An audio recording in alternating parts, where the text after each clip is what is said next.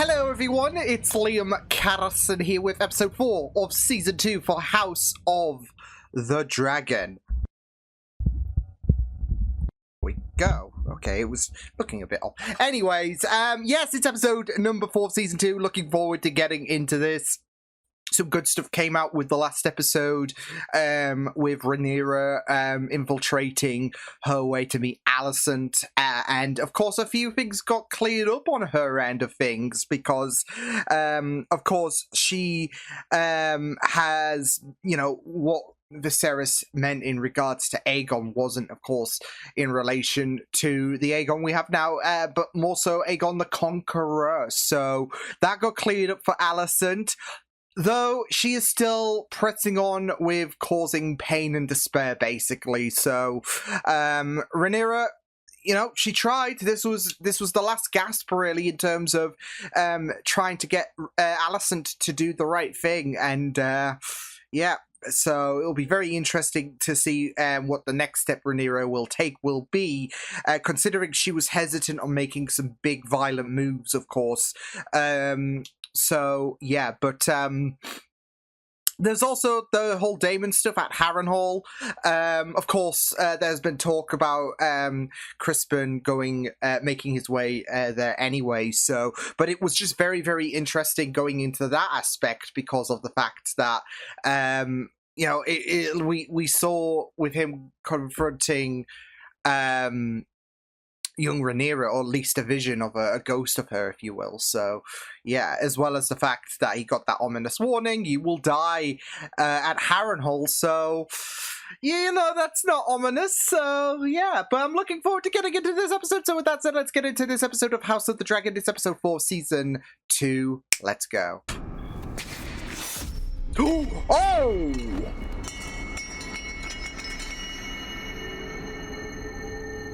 Oh, damn!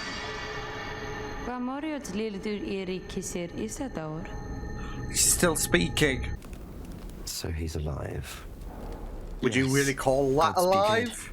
Well, my time is short and I have need of an army. Perhaps you might place a feather pillow over his head and speed along your inheritance. Jeez! Oh my god, David! I understand my lord husband owes you his life. But I was not told his saviour was so comely. Oh, damn. Okay. Must have been very beautiful. Oh, damn. I know who he is, Corlys. Alan's past is no fault of his. He saved his lord's life. He should be raised up and honoured, not hidden beneath the tides. Is this why you came? Are we insinuating, like, Galen is his kid or something? I came... Oh, she... Oh! Oh! Her and, Chris... Yeah, it's her and Crispy's child. But she's getting rid of it, I'm guessing, so, yeah. So... But, yeah, hoy! Why should your voice be any louder than ours, Princess? Because she's got a lot more wisdom than you assholes. It is her voice and that of the King Consort that we need to raise alliances and command our vassals. But they are gone. What has come of this council? You can earn back your honor by raising his banner and fighting in his name against the whore of Dragonstone. Fuck you! All who refuse... Good morrow, Lord Darkler. Is there no honor left in this world, Cole? Sacking your queen. I mean, to be fair, Cole and honor do not mix very well. Kingmaker. Well, that castle is more crippled than I am, Your Grace. Ah! It's like to drive Daemon to madness as he attempts to make use of it, which is beyond his Let him tear himself apart. He's also penniless, as I... Turn about. I want Harrenhal back. Cole is already preparing his attack.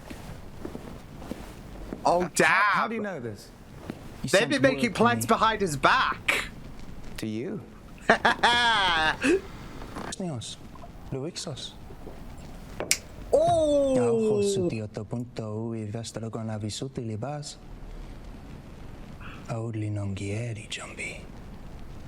Holy shit! Segitán byli vážní. What was that? Amon's just weakened it. Oh, damn. He's just really put him in the ground. Believe what they wish. And so will Aegon's. The war will be fought. Many will die. Still on this bullshit train. And the victor will eventually ascend the throne. The significance of Viserys' intentions died with him. It's a case of damage also being done as well, especially when you've got the Brackens and the Blackwoods, for example, with the Greens and the Blacks, and how violent that can get. So she's got a point about Viserys' intentions died with him.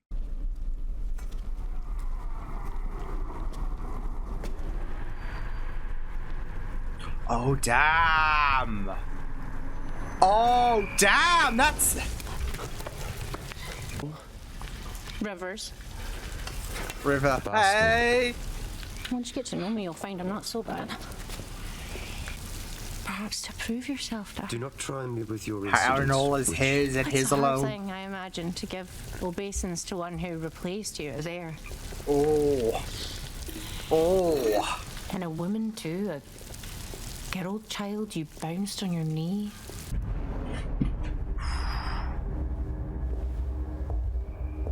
Oh, oh, this is just... very, very trippy for Dave. This is just very trippy for me as well. So at the ready, we are a formidable opponent. You bore me. Oh, no. You all bore me. Oh, my goodness. To the centuries of knowledge in those pages.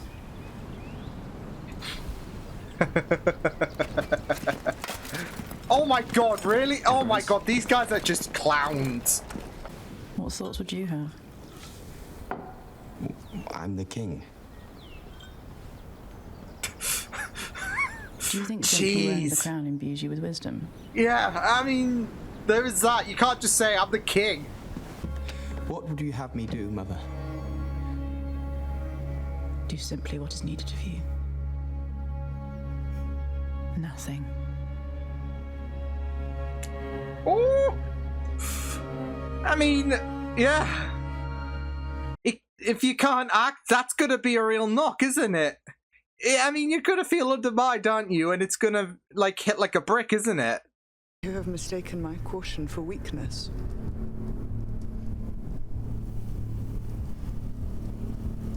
Let that be their undoing. Okay, shit in the fan! Loose dragon. Elise is your largest dragon and no stranger to battle. I will meet Cole. Oh. Get his ass, Rhaenys.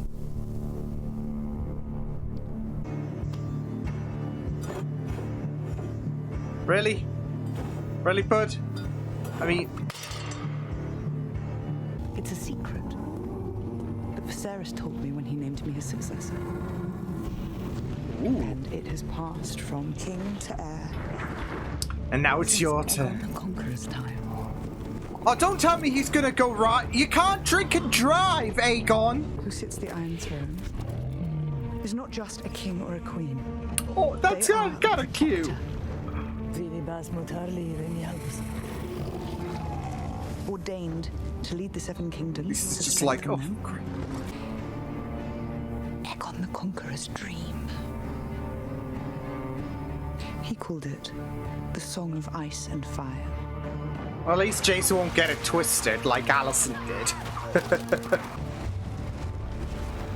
Oh, shit. Is this, Nah! Nah! Oh, is that Aegon just arriving and he's like, yeah. He's like, idiot. Come on, Rhaenys. Oh! Oh! Oh, shit! Oh, damn!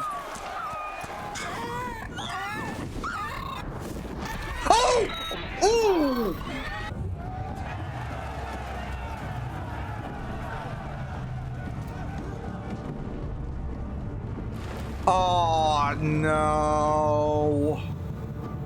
I'm worried for Renice.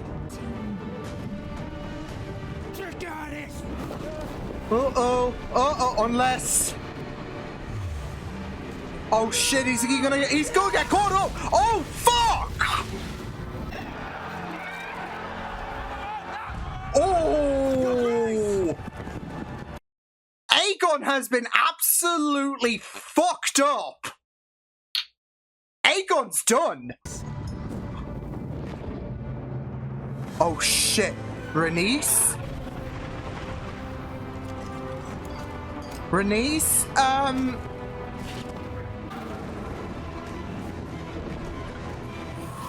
oh no, oh my god! Oh my god!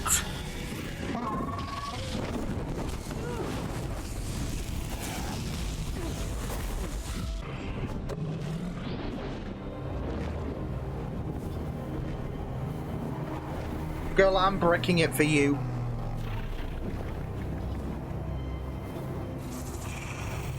Oh.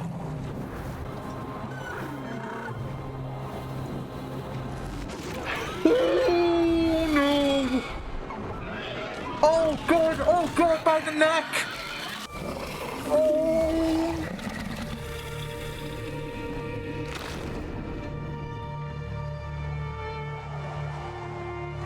Oh shit, she's gonna die. Renice, no!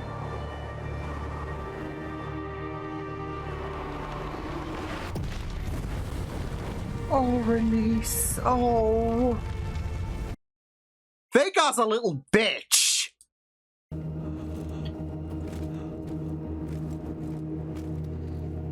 The king has fallen. We must find him. I don't think he's gonna be any help for you, bud.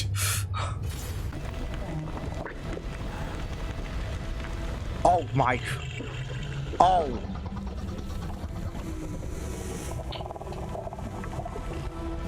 Oh shit.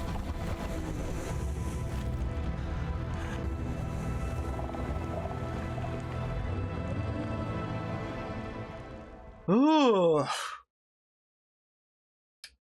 Aegon got absolutely fucked. Holy shit. And Sunfire as well. I mean, you gotta think though, because whereas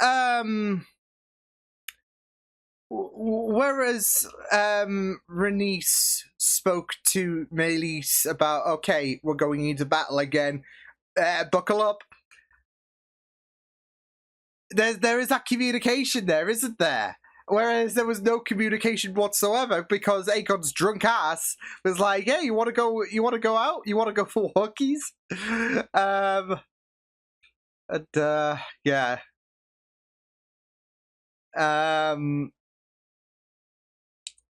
Yeah. Yeah. Oi, that was, yeah. He is going to be absolutely, yeah. But that's it though, like, Aemon made the call, and there are going to be some choice words made there. So, yeah. Phew. That was, oh, Renice though. I had a feeling though when she went back to attack, she could have ran, but she was not going to do that. The queen that never was. And I'll miss Renice. I mean, she went out like a champ, didn't she? The thing is, though, that's it, though. She could have made it, like, after, like, that moment before she went, attack Meleys, she could have had the opportunity to dart off whilst Sunfire was going down, and yeah, she got a good enough distance between herself and Vhagar. She could have, but the job wasn't done, was it? Like, unfinished business. So she took a gamble. Sadly, it didn't pay off. So yeah. It will be very interesting, though, to like see what's going to happen with Aegon out of commission, because, I mean, I was even thinking, I don't think he's dead. Yeah. And, you know, given how his story went in this episode, that would have been a really, really tragic... I mean, to be fair, it is the Game of Thrones universe. Of course, it's going to be very tragic.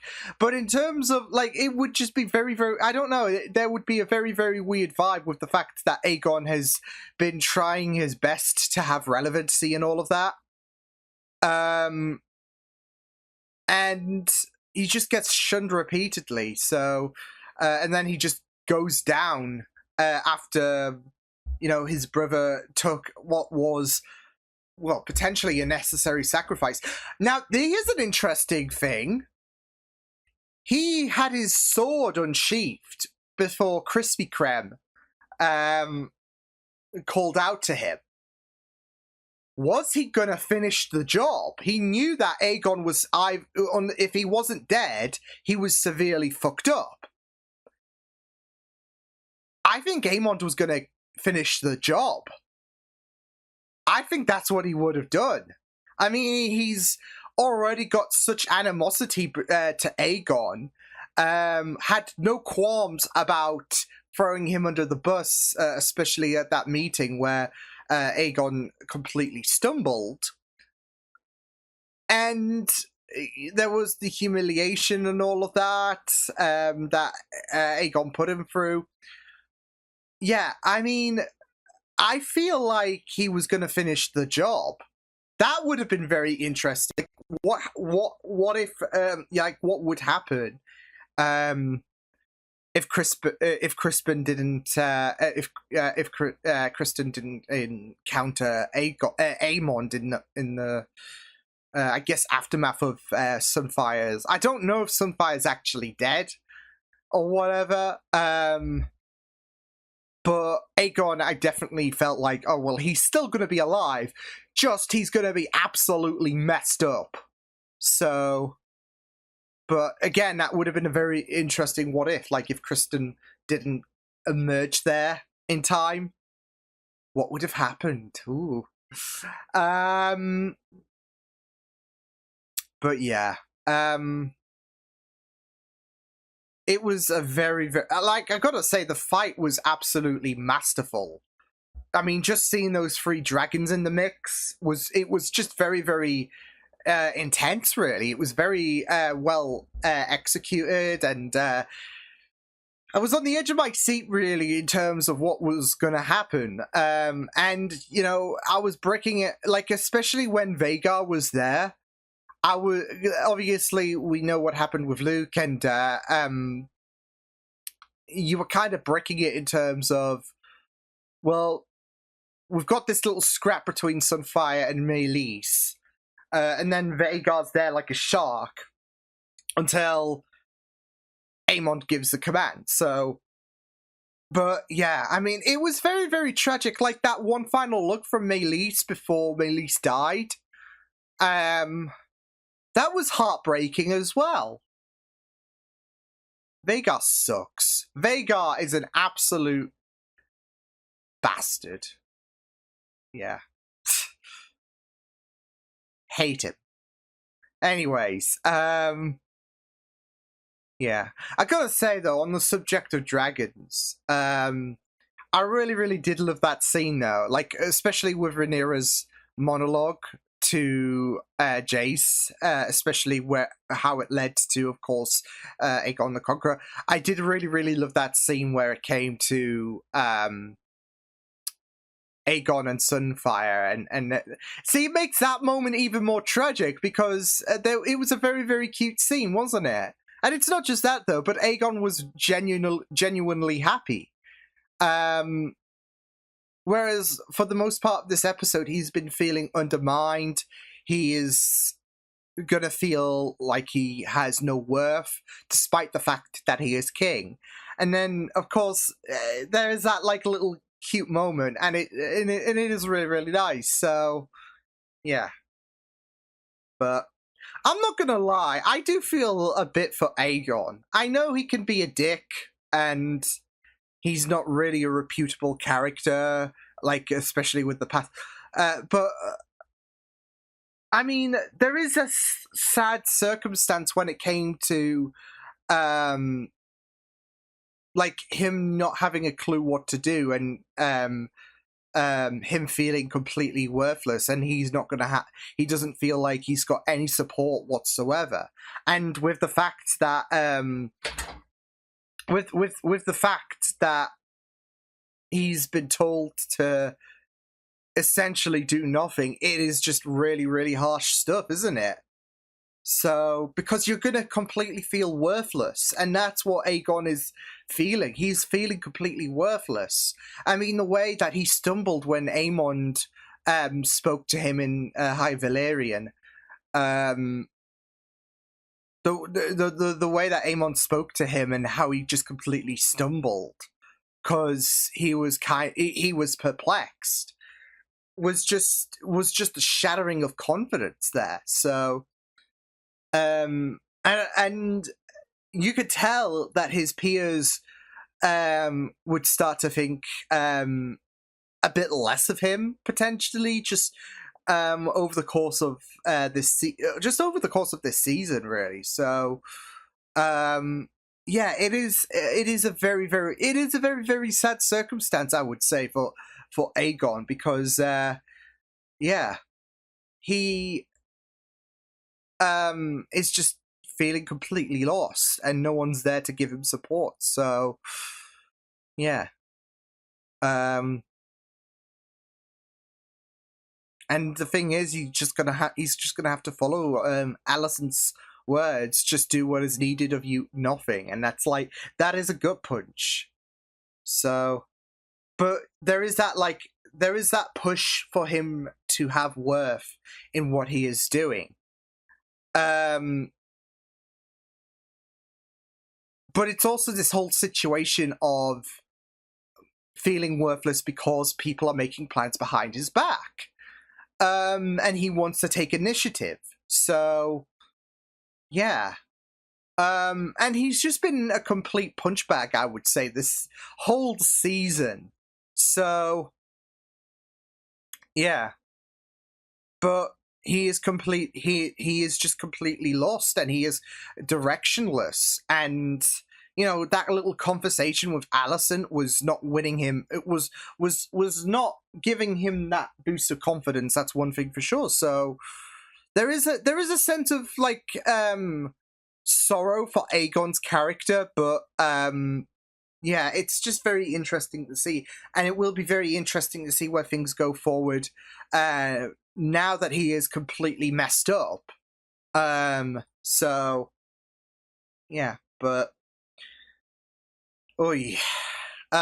So yeah, but really, really good stuff. I just worry for Corlys as well, and how he's gonna obviously handle the death of Rhaenys from here onwards. So yeah, I mean, there's definitely gonna be some blood boiling here. So yeah, but I really loved the Harrenhal adventures, like in the beginning as well. Obviously, you had Rhaenyra there again, young Rhaenyra, and yeah, just goading him into that decapitation, really. So, yeah, and you even had that Rivers person who seemingly got the place really in her name, but yeah, you've got her basically, you know, questioning about Daemon's true intent, about the fact that he needs his own, like he needs his own dominion, he needs that worth, etc., if anything. So yeah. Although that was a very, very interesting shot when it came to, like, Daemon following himself, but with aim. I'm wondering what that's alluding to. So, but I found that very, very interesting. I don't know if it's a case of, is it your worst enemy being yourself at Aemond? And it's a kind of like a blend of the two, but, yeah, I mean, the whole, I do love the fact while shit's going down all across, like all across, Daemon is basically having his own little side quest where he's just freaking the fuck out, and it's not just, of course, seeing young Rhaenyra, but the little skips in time as well, because you had him meeting that with River's woman, who is able to peer into his mind and basically know, basically the full beans about Daemon. But it's also like there was that like time skip between then and where he was meeting with Lord Blackwood, as well as the fact that he doesn't remember calling for the meeting, etc. So complete blackout that he had. But it is a very, very interesting scenario. So. Yeah. But again, I just love this like little side quest that Daemon's on. Very, very interesting. So yeah. But yeah, I mean, it was a complete devastation of it. I mean, I wasn't wrong when I said things would escalate following the ending of the last episode. I mean, Rhaenyra was I hate to imagine how that would have gone down if Rhaenyra did go. Funnily enough, Jace's concerns were valid in a sense, but I mean, Rhaenys took her place, if anything. So, yeah. If only she burnt them alive at the coronation. Oof. Then this whole thing could have been ended. But again, Jace's concerns were valid, I guess. It's just that instead of Rhaenyra, Rhaenys died. And yeah. But I mean, she, like I said, she was willing to do this. And yeah, because she tried to reason with Alicent. She wasn't having any of it. Although we saw her, question certain stuff and all of that in regards to what the truth that came out, and her revisiting, what Viserys would have said. So, but ultimately coming to the conclusion that, like, especially with how much damage that has been done, the intents of Viserys died with him. So, it's too far done now, even though it's been like a matter of weeks. The damage is kind of there as well, isn't it? So, yeah, but, yeah, this was a great episode. Gut-wrenching stuff, because Rhaenys, yeah. But no, this was a really, really fantastic episode, I felt. So, yeah, awesome stuff. I will see you guys next time then. Hope you guys enjoyed this reaction. You can check my videos on the right if you want to check out more of my content. You can also subscribe to my Meiji feeds and channel if you want to. Hope you guys enjoyed this reaction. Hope you guys take care, and I'll see you guys next time. Toodles!